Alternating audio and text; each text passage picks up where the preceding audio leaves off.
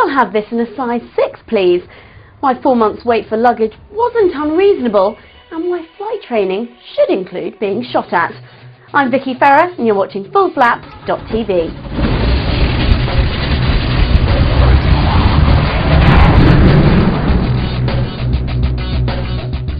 This is the Akoya seaplane from Lisa Airplanes in France.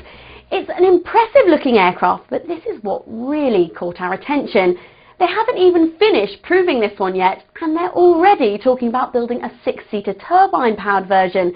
Their logic is you'll be able to take off with your friends from the ski slopes in the south of France, and then head straight down to Monte Carlo and land beside your yacht, which is parked in the bay.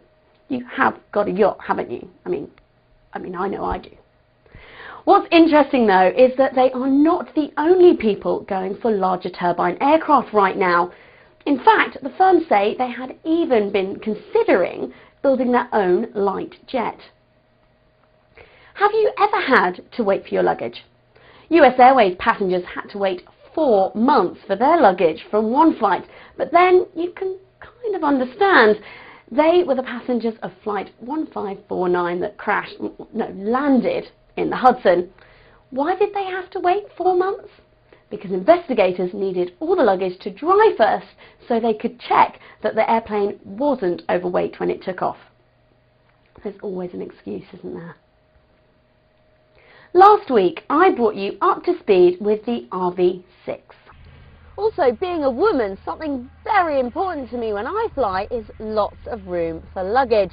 So let's have a look in here.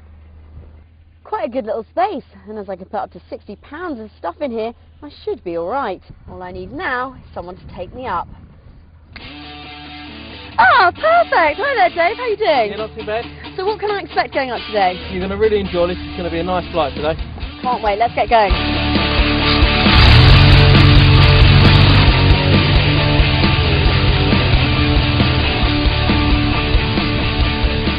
In the RV6A, there's actually a nose wheel, isn't there? So you can see. Is that not better? Some people like nose wheels, some people like tail draggers. I prefer tail draggers myself. And why would that be, Dave? Well, tail draggers are a man's plane, aren't they? Ah, that's how it is. And off we go. Let's see how quickly this baby can take off. And we're off! Brilliant. When we're going long journeys abroad, we normally fly at about 9,000 feet. Any higher than that, it starts to get a bit cold. Give Rick a quick wave.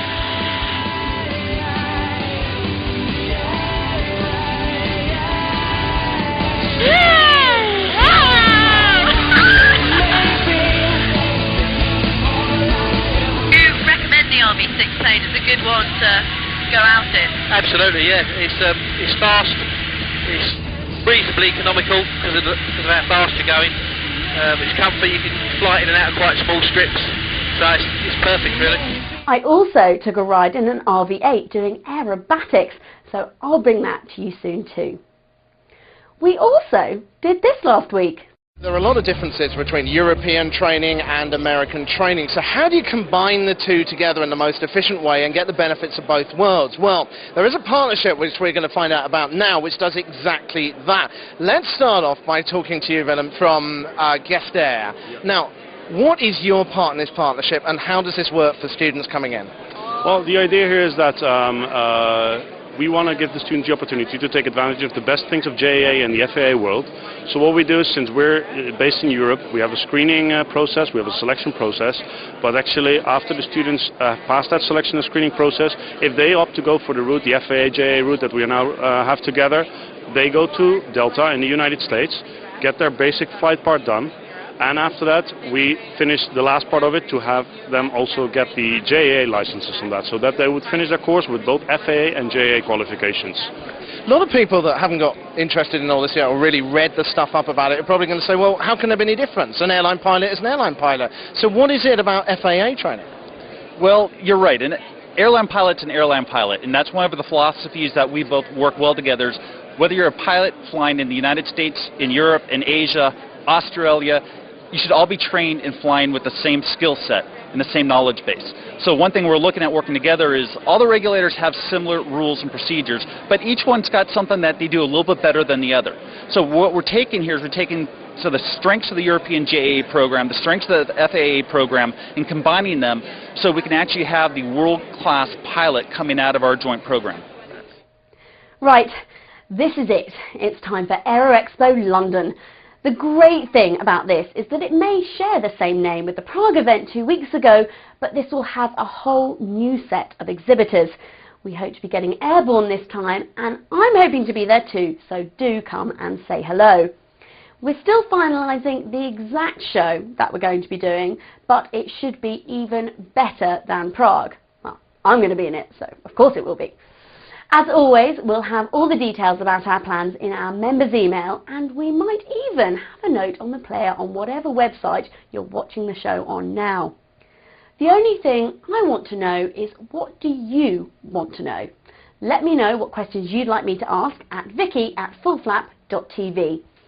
I'm not going to say much more, but it's going to be another great event. Finally, here's something they never prepare you for in pilot training. It's something we spotted on AOPA's website about the Kenyan Wildlife Service. You might think the team there just fly over elephants all day long, but no, they get involved in gun battles too. In fact, one Piper Super Cub pilot dodged bullets as he spotted poachers from above so that other rangers down below could move in and finish them off. You don't normally do stuff like that in your test, do you? You'll find it on AOPA online. You're watching fullflap.tv. I'll see you this weekend.